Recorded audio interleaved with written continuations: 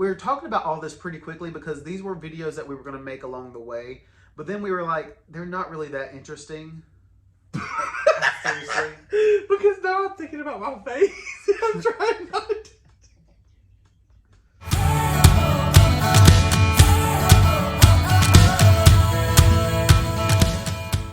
Hey y'all, and welcome back to our channel. I'm Brandon. And I'm Bucky. And we're the Southern Daddies. We are. So, as you know in the last video, we are pregnant. We finally announced it. Yes. And y'all, we went MIA for a little bit. We did, y'all, because honestly, during the whole process of doing the embryo transfer to the point to where we got confirmation that we were pregnant, it's all very touch and go in the beginning, so we kind of went MIA. We kind of kept quiet because, like, honestly, y'all, we didn't really know what to say because we knew that people would be like, well, what's going on? What's happening? Is there an update? Yeah. And we didn't really, know when we wanted to tell people that we were pregnant, so we kind of went MIA. And so many channels, like, literally update you week by week. They talk about, as it's, the last video y'all saw prior to us announcing that we were pregnant was us saying that we had a transfer date. Yep. So just to backtrack a little bit, that day we knew, I don't think we told y'all when our transfer date was because we didn't want people to know, but our transfer date was January 19th. Yep.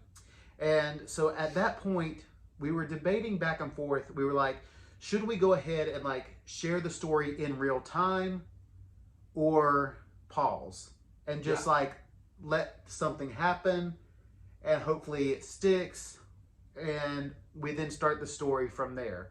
And it was just a personal decision because obviously so much can happen. It might not have stuck. And, then that's another conversation that is a heavy conversation that for us, we didn't want that to be filmed. We didn't want that to be the narrative of our story. And so that's why we decided to just pause a little bit, go MIA, and not say anything until we were positive and in the clear that we were pregnant. Yep. And that's what we did. So now to rewind even further, prior to that, we never told you more about the process.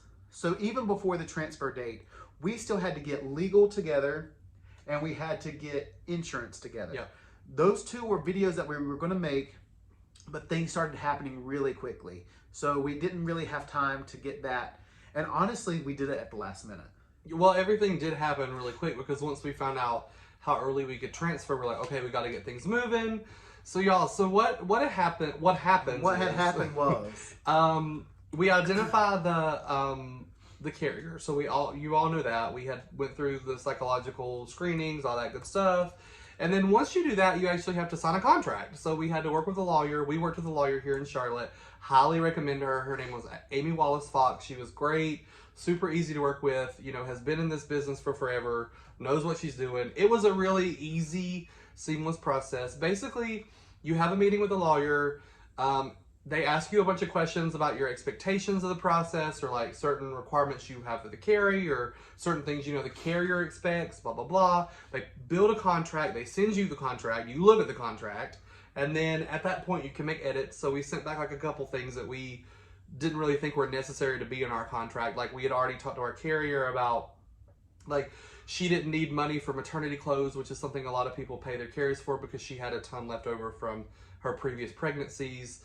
Things like a diet budget, or if there were certain medicines that she wanted to take. So there were things like that were in our contract that we did remove before we actually went to sign it. And people can personalize them as they go and as they feel. You can add things. A lot of people's carriers have specific requirements, like in terms of like what they will and won't do, or what they want to, like I know a lot of people do give their carrier like $1,000 or something like that for clothes. Cause if you're working with someone who maybe hasn't been pregnant for a while or has gotten rid of all her maternity clothes, you do have to think about those things. And then like paying for like a house cleaners and like that kind of stuff. Babysitters, like things like that. That was just stuff that wasn't necessary in our situation. Yeah, because we have like a really good relationship with our carrier. So we know that like if things like that happen, we're gonna take care of her. Like it's not like it needs to be in a contract. So there were things like that we removed. And did you tell them that we had to actually buy, like we paid for her to have her own lawyer to review it as well? That the same lawyer, they refused to like represent both sides. Yeah. So we did have, that was another expense that came from our end, that for her to hire a lawyer. But all that was great, and it's pretty like, if anybody ever does have like any specific questions about that, if you're going through this process and you do have like specifics, you know, feel free to reach out. We won't bore y'all with all the details of it, but it's basically just the logistics. Like if she goes on bed rest, what the actual compensation is, you know, when she gets paid, how often we pay her, how the payment works, like all that's in the contract. So what happens is, like, once you approve the contract as the intended parents, your lawyer then sends it off to her attorneys, and then all the parties sign it, and then you're officially under contract. You do have to be under contract. I say under contract like it's buying a house. Well, you have to be in a contract before they will transfer the embryo, obviously, for legal reasons. And I think that's like, because if we go back, we've explained in our videos before, we have embryos. So if we go back all the way to this, we started the videos with us going to the sperm donor clinic and giving our sperm, which is actually kind of funny. I don't know if any of y'all are following. We did not use a sperm donor. We gave our own sperm. No, you said we went to the sperm donor.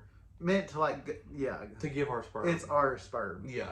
But anyway, Shane Dawson and his boyfriend Ryland Adams are going through this process now, and actually just posted a video this week of them going to the sperm bank.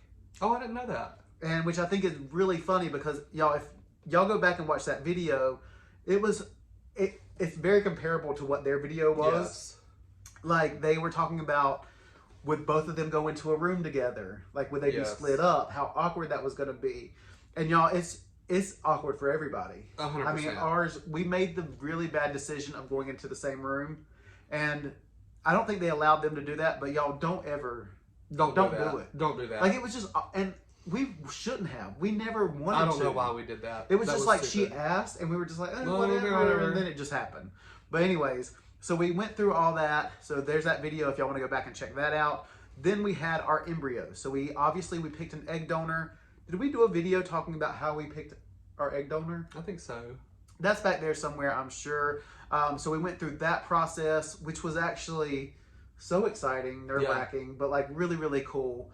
So you can check out that video. And then we found our surrogate, which we say surrogate, y'all, but in our situation, it's actually called a gestational carrier. So if you hear us say carrier, that just means that the woman carrying our child is not biologically related to our child. No. It's completely different. It is not her egg. She has no relation to the baby. She is just helping our baby grow for 9 months. So we have that video, and then we talk about our timeline, and then we got to the transfer date. Another thing that we missed was insurance, which is another huge thing. If you're going into this process, so many insurance policies for women do not include surrogacy. So you have to either make sure that your carrier has surrogacy-friendly insurance, meaning that...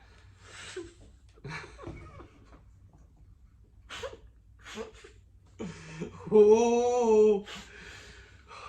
Meaning that... Why can't you just sit through a video and like be chill? I feel like the entire time that I'm talking, you're like trying to like rush me and like get your words out. And it's like, I'm not. Just let the video be. Just chat. We are not on a timeline. We can just literally sit here and just talk. I know. But you're the whole time. If y'all look back and then y'all see him, like it's like a little smile, but it's like, hurry up.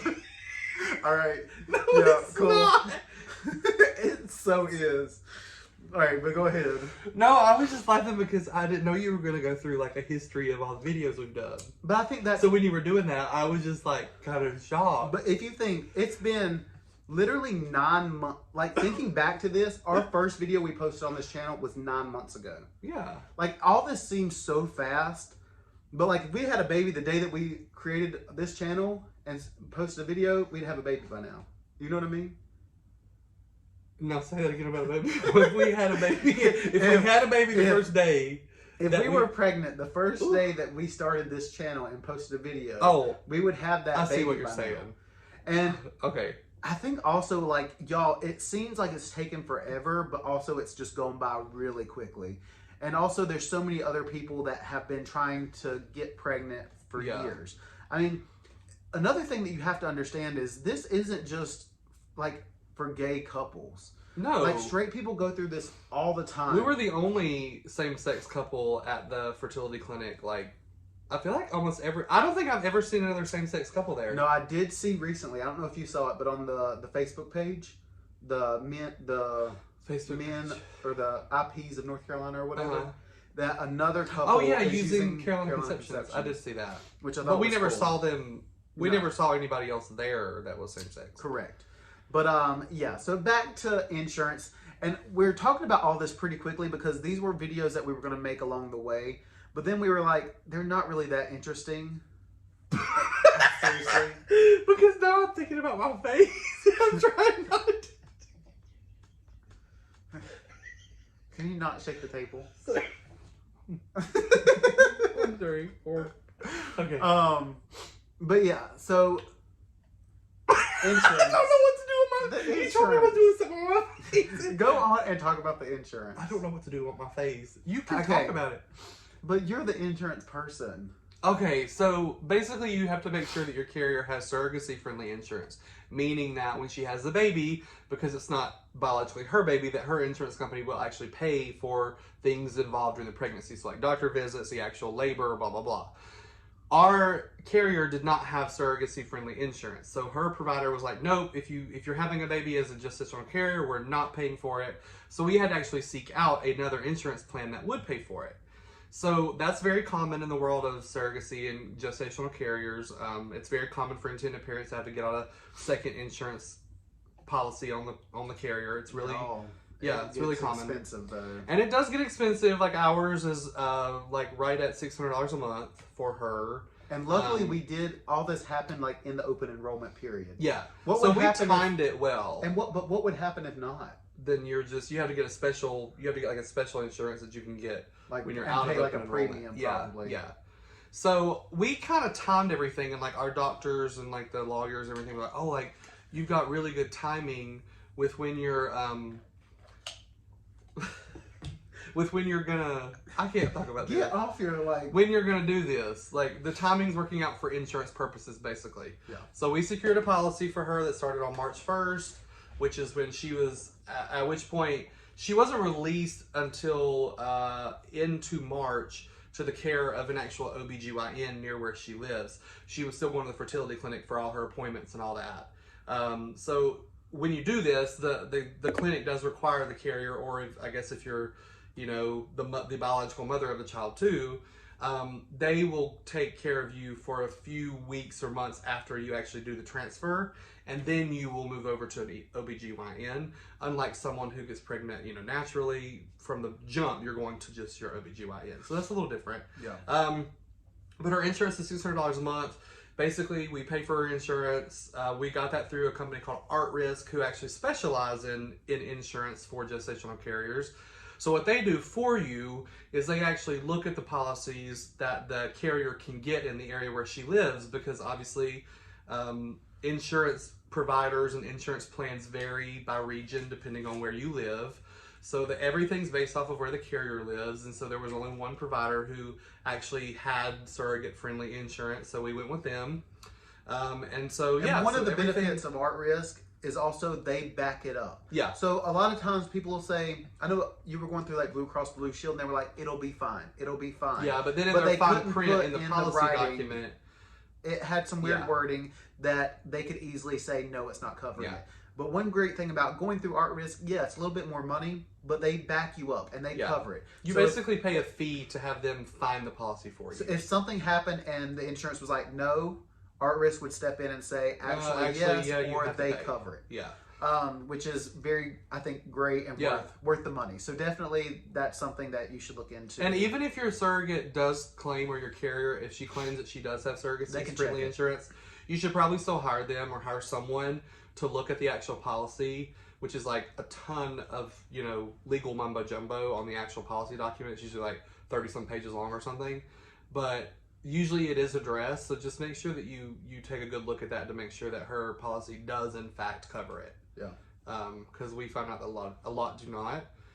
So yeah, so that's another thing we had to do. And then from there, y'all, you know, We're pretty caught up. So in Yeah. the next videos coming, we are going to be showing you our first ultrasounds and just kind of that process up until today. So this is kind of like part one of like a little catch-up video. It's and an then- update. Yeah, and we will be doing another catch-up video showing you our ultrasounds.